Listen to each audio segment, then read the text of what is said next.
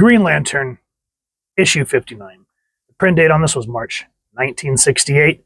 This is the first appearance of Guy Gardner. I'm glad that DC is doing a reprint of this, because with the new Superman movie coming out, forget about trying to get an original copy, because that's just going to go up in price. So I'll grab a reprint for $3.99. I'm okay with that. I'll use it as a placeholder until the price comes down, because I'm not going to pay astronomical amounts of money for a comic. I have a cap when it comes to older books, and once it gets past $3, I'm good. The one thing that weirds me out, and spoilers if you guys have never read this and you don't want to be spoiled, pause this review, go get the reprint, or if you have the ducats, grab an original, read it, come back, and you're back. You're thinking, oh, because the one thing that really kind of, I'm going to say, irked my gurk is here we see Guy Gardner in his typical attitude where he goes, "Get off this earth, Hal Jordan. There's only room for one Green Lantern, me." So you're thinking, whoa, what's this Guy Gardner all about? Because think about this. Back in the day, we all know Guy Gardner's an asshole. But back in the day, you wouldn't say, this book gives off that idea that he's going to be this big old jerk face, right? Let me open up on Hal saying, "Now take a look at this guy behind me. He's wearing my uniform, fighting my most formidable foes with my power ring. And yet, I must admit, he has just as much right to that uniform as I have, because he is Earth's other Green Lantern." Now,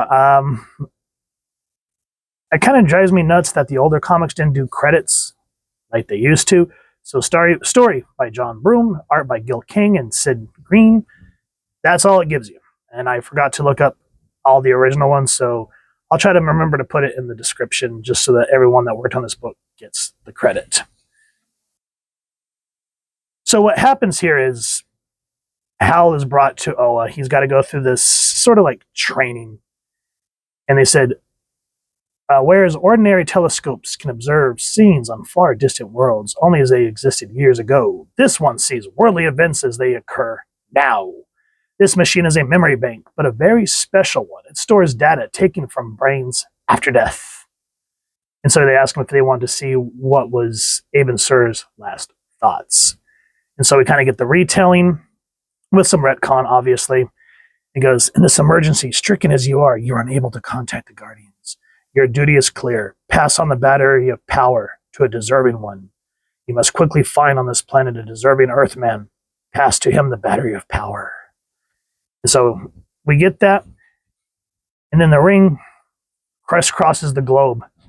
And it says, "There are hardly two deserving ones. One is Guy Gardner, instructor in Eastern school in this country. The other is a test pilot named Hal Jordan in nearby California. Both are identically worthy and free from fear." So, knowing Guy Gardner now, you're thinking a school teacher. So basically, Aben Sur says, "Bring me the closest one." And that's how we got Hal Jordan.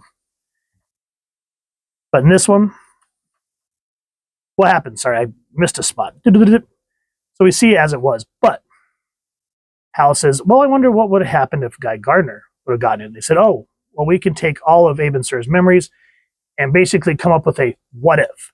So we get the retelling, and it shows Guy being plucked from his school rather than Hal. He goes, "I'm in the grip of something that's not of this world. That looks like an alien spacecraft. Wrecked. You are honest and born without fear. Use this ring as a Green Lantern against evil and injustice. I promise I will do my best." And so it makes a little more sense, because then we come to find out that Guy's actually a gym teacher. So that makes a little more sense. And so he's thinking to himself, "No one shall know that I have a secret identity, and that the most important part of my life takes place when I don my Green Lantern uniform. By the numbers, 1, 2. So I can kind of see how he's more of a teacher. Because at first I was like, no. Knowing Guy Gardner, no. That makes more sense. And we see that he's actually very formidable, like Hal. And he just takes these mobsters to the bank. Wham, wham, wham. And then the latter half of the book, while he's going back to Earth, he's brought to this planet. I don't remember the name of the planet off the top of my head, but it's these warring fractions of robots, orange and blue.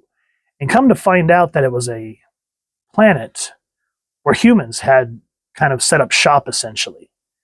But they didn't know that there was a yellow impurity in the air, which killed off all of the grown-ups, leaving the kids unharmed but unable to age.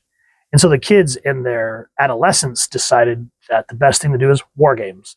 And so there's the blue and orange fraction. Now, this reminds me of an old school episode of Star Trek. I can't remember what the episode was where the kids didn't age. So I'm kind of wondering if they took some inspiration from the old original series. And so the kids are able to capture the Green Lantern and make him their weapon. And we see the power that the power ring has that's wielded by Guy Gardner, though it is against his will. And he basically brings the orange enemy down. Now he's able to finally find a way to save the planet. And the way that they kind of end it, remember that the yellow impurity on this planet, let's leave it at that. I don't want to spoil what could have happened to Guy Gardner. But as the book ends, it shows that him and Hal actually made friends. Hal drove out to not California, but wherever it was, and befriended him, and they became friends quickly. And that's sort of how the book ends. Guy Gardner does not become a Green Lantern. And I tried to look at the next issue. If you guys can kind of help me figure out his reading order from here, I would greatly appreciate it. Because I kind of went through his wiki, and oh my God, from this issue, his history is all over the place. He's a Green Lantern, he's not. They chose John Stewart, and him and Guy Gardner get into it, and and then Hal's gone, and then all of a sudden Guy Gardner's there. It's just all over the place. The only place that I really remember that he sort of became part of the Justice League is when, again, he loses Green Lantern ring, because apparently he lost it a bunch of times. But he finally says, I'm deserving of this power, and takes the, at the time, deceased Sinestro's ring. And that's why through the 90s, you see him sort of in those like street biker clothes with the yellow ring. That is Sinestro's power ring that he's wielding at that time. And that was really when I got into comics, and I started to like Guy Gardner, because he was just sort of that Peter Venkman, Raphael assholeness of the 90s that we all enjoyed, and why we still kind of enjoy him to this day, and why we laugh when Batman's, gave him a good sucker punch across the face. So yeah, that's how they introduced Green Lantern, Guy Gardner, into the DC mythos. Corny as it is for the Silver Age, still a lot better than a lot of like DC Silver Age comics that I've read. This was a lot of action-packed, and of course, the artwork is on point. I mean, yeah, the pudgy faces are a little, but still, seeing old school traditional artwork like this, the heavy line art, the traditional coloring, it just gives that human aspect that is missing from a lot of modern day comics, especially when Guy figures out how to cover himself in green armor. That just looks so kick-ass and very Jack Kirby-esque in this panel. So if you are a Green Lantern fan, Justice League fan, highly recommend this issue.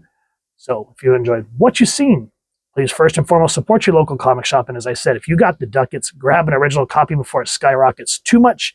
If not, at this time they do have a $3.99 reprint, which I'm just glad to have some sort of copy in my collection. If you've enjoyed this review, really would appreciate if you take a moment to like, share, and subscribe. Helps the channel more than you could possibly know. And if you don't mind hitting that fancy little Green Lantern bell, next subscribe, that was like typical content. You guys get notified, come to the channel, and I love talking with you on hearing your thoughts and feedback down in the comments or the socials, which I'll make sure to leave the links down in the description.